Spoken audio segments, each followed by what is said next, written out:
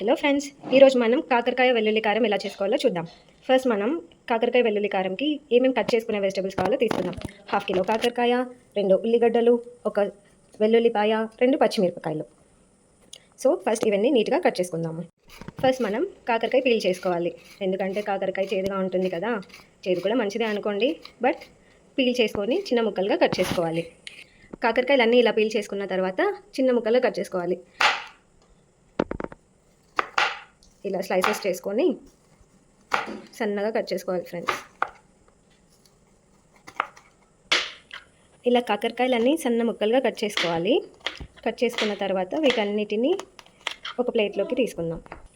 కాకరకాయలన్నీ ఒక ప్లేట్లోకి తీసుకున్న తర్వాత కొంచెం పసుపు ఇంకా ఉప్పు యాడ్ చేసుకొని మిక్స్ చేసుకోవాలి.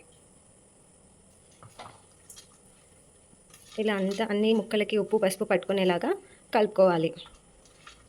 ఇలా సాల్ట్ పసుపు వేసి కాకరకాయలంతా ఎందుకు కలుపుతామో తెలుసా ఫ్రెండ్స్? ఆయిల్లో వేసినప్పుడు చిట్లకుండా దీంట్లో ఉన్న తేమ మొత్తం పోయి కాస్త చేదు కూడా వెళ్ళిపోతుందని చెప్పి ఇలా మిక్స్ చేసుకుంటాము. ఇలా మిక్స్ చేసిన తర్వాత ఒక 10 to 15 minutes పక్కన పెట్టేయాలి. నెక్స్ట్ మనం దీనికి కావాల్సిన మిగతా ఇంగ్రీడియంట్స్ కట్ చేసుకుందాం. ఇప్పుడు మనం ఉల్లిగడ్డ కట్ చేసుకుందాం ఫ్రెండ్స్. చిన్నగా డైస్డ్గా కట్ చేసుకోవాలి. చిన్నగా డైస్డ్గా కట్ చేసుకోవాలి ఫ్రెండ్స్. ఒక ఆనియన్ ఏమో సన్న ముక్కలుగా, ఇంకో ఆనియన్ ఏమో పొడవు ముక్కలుగా కట్ చేసుకోవాలి. ఈ పెద్దగా పొడవుగా కట్ చేసుకున్న ఆనియన్స్ మనం మిక్సీ కొడతాం ఫ్రెండ్స్. కాకరకాయలోకి మసాలా అనమాట. మిక్సీకి కాబట్టి ఆనియన్స్ పెద్దగా ఉన్నా సరిపోతుంది. సో మిక్సీకి వేస్తాం కాబట్టి ఆనియన్స్ పెద్ద ముక్కలు ఉన్నా సరిపోతుంది.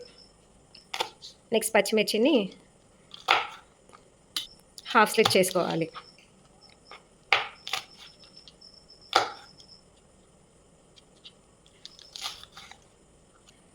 మనం తీసుకున్న ఒక 1/2 కిలో కాకరకాయ కాబట్టి ఆల్రెడీ మసాలాలో వెల్లుల్లి కారం ఉంటుంది.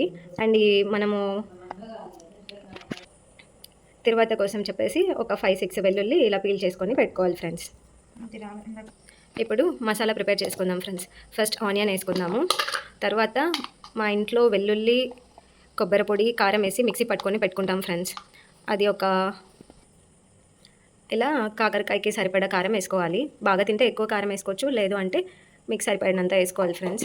నెక్స్ట్ ఇందులోనే కొంచెం ధనియాల పౌడర్, లేదు అంటే రాగా కూడా వేసుకోవచ్చు. మా ఇంట్లో ఆల్రెడీ పౌడర్లు అన్నీ చేసి పెట్టింటారు కాబట్టి పౌడర్ చేసినది వేసుకుంటున్నాం ఫ్రెండ్స్. సో ఉల్లిగడ్డ, ఉల్లిగడ్డ, ధనియాల పొడి, ఇంకా కొబ్బరి, కారము, వెల్లుల్లి పట్టిన కారము, ఇవన్నీ మిక్సీ చేయాలి ఫ్రెండ్స్. ఇలా ఫైన్ పేస్ట్ చేసుకోవాలి ఫ్రెండ్స్.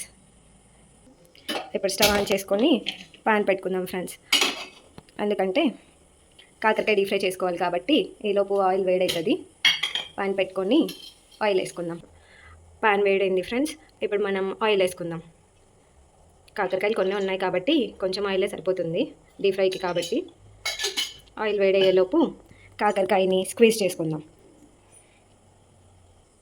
ఇలా కాకరకాయని గట్టిగా స్క్వీజ్ చేసుకుంటే దాంట్లో ఉన్న చేదు పసురు అంతా వెళ్ళిపోతుంది. ఇలా కాకరకాయలన్నీ స్క్వీజ్ చేసి పెట్టుకున్నాం ఫ్రెండ్స్.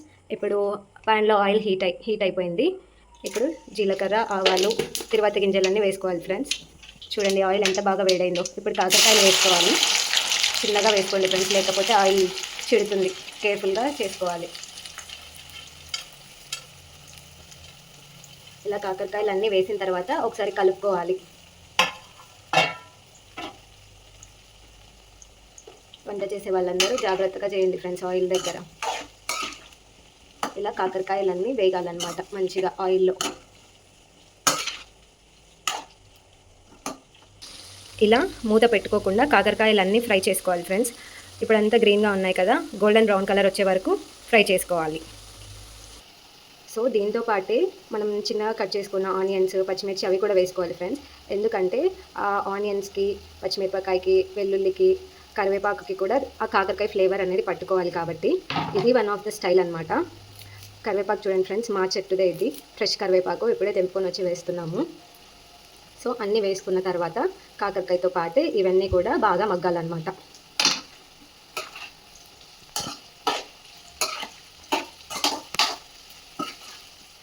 ఇలా అన్నీ మిక్స్ చేసుకోవాలి.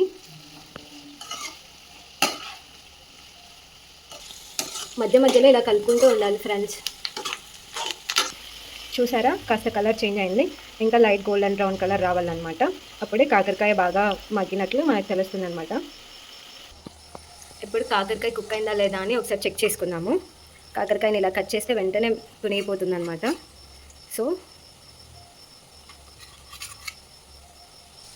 కాకరకాయ ఆల్రెడీ మగ్గిపోయింది ఫ్రెండ్స్.